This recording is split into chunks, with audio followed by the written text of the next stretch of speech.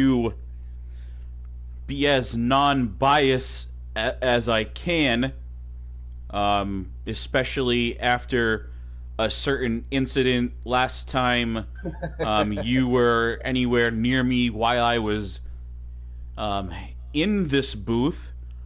Um, we don't have to really revisit that incident, but I've it's professional as I can. Try to wipe the slate clean here, fresh contract and all that. So, um, but yeah, you definitely were in a bad spot there, and coming from an outsider as strictly a fan and not because of my personal bond with Devil Dog. That was a hell of an exciting and what was it? A year long feud that the two of you had going on. It was definitely just about a year long feud. Now, the thing I don't think people quite understand about that. My last match in 3 Dub before I was forced out was with Brett. We main evented in Liverpool. We main evented Takedown in Liverpool, and it was one of the best matches that 3 Dub has ever had. Sold out the arena, 5-star matches rated all over the world. And then it comes out, I go backstage and basically can't get along with management for some unforeseen reason. And Brett comes out months down the road after I finally do return to 3 Dub and tells me that he was the reason that I basically got booted from 3 Dub. And if you don't know this, I broke so many records in 3 Dub. I shattered so many glass ceilings. I was the first ever African American World Heavyweight Champion. I was the first. I was the first guy to ever win that championship with his first title opportunity. And there's so many different things that I had done there, and I had to give all those things up because of Brett. And I tell you now, we've thrown dirt on top of it. I don't know if everything is actually dead, but we've thrown dirt on top of it, and we've moved on. But when I tell you there haven't been many things in this industry, there haven't been many things in this business that have actually hurt me. But that hurt because I considered Brett one of my closest friends at the time.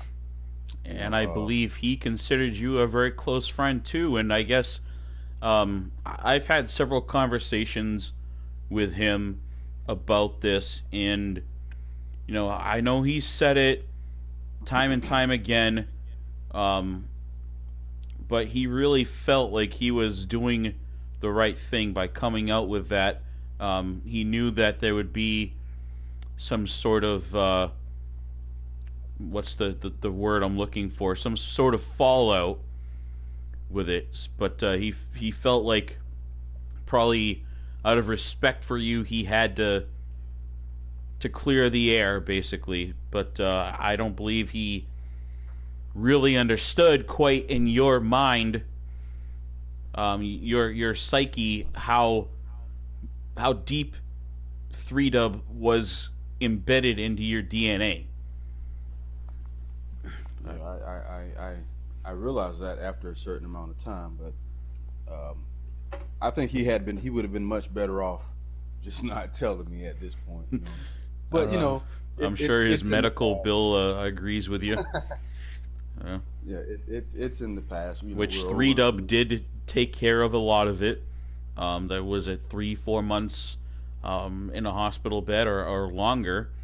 So I just wanted to, again, those of you watching, give a thumbs up, like the video here, just to as a thank you to 3 Dub for taking care of him the way that they did, because they didn't have to, because that match TB5 was an unsanctioned match, was it not?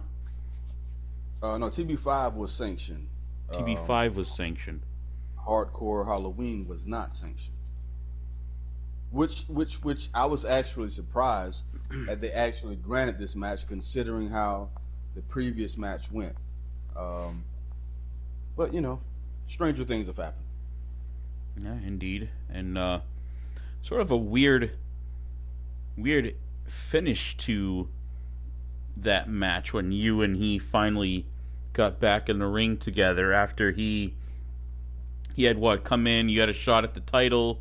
Um, he came in as a little retaliation and actually cost you the belt. Then the two of you had a match, 1-on-1 again, and this time he won that, but in sort of a kind of a strange way that no one really expected. And by your reaction, it didn't seem like you expected it either. You He, know, I really didn't.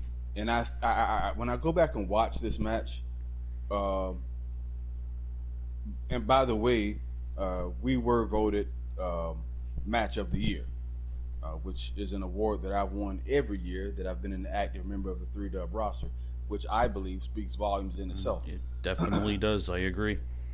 um, but once you go back and watch that match, Dewey Danielson, I believe he described it perfectly. He said James Black is here to fight, well, Devil Dog is here to wrestle, and I believe that's exactly what it was. You know, in that particular match, I won't even stand here and fake it with you and say the better man won because I don't believe the better man won. But Brett had a better plan than I did because my plan was simply to beat the living hell out of Brett. And I Brett think was he smart knew enough. that, correct? Yeah. Exactly, Yep. exactly. And the thing is, we know each other. We go when I tell you that I didn't. It's not that I just considered this guy a friend, but we go back. We trained together, traveled all around the world together. He helped me build. Once I stepped away from Three Dub, I started my own minor company, Big Box Wrestling. Brett helped me over there. We trained together. We sparred together, and he's one of those guys that just knows my in-ring ability inside and out. That's just what it is, you know. And I believe from watching some of what was going on in 3 Dub, um, after he got back into 3 Dub after he was out for medical leave, um, there were a lot of back and forth words being said, and some interesting things were pointed out. Um, it seems like he was you guys were a big part of each other's lives, and including family. Absolutely. Um, and touching on some of the incidences where I don't I don't know if I can talk about this, but there were some pretty dark things involving children and um, pets, things like that, and um, the passing of your father. I'm sorry for mentioning that here, but that was a huge part of it, and he was there for your family and Logan. So this was a very deep, deep storyline and relationship that you guys had. Hopefully, I don't Yeah, know. you know, Hopefully, I get that across to the people watching. Exactly what that feud means and what could still be, under the surface there. So, I believe, and I believe anyone that has followed my career, they will also tell you that this has by far, and I mean by far, by a long shot, has been the most personal rivalry that I've ever been in. Um, it's also been one of the greatest. I've had, I mean, I've been at an all-time high um, with this rivalry. Um, I didn't always come out on top. I didn't always come out on the bottom, but we always went balls to the walls, and that's the one thing that I know Brett knew was going to happen. He knew I was going to give it everything I had. I knew he was going to give it everything he had. Um, and like again, we know each other just that well, which is what I expected from Sander on last night. Um, More than just the running of the mouth and that type thing. But it I want didn't to really work out extend, so well for Sander. but you know what? I'm going to issue another opportunity for Sander here. I don't know if SBJ will allow this, but I'm going to ask him to consider it.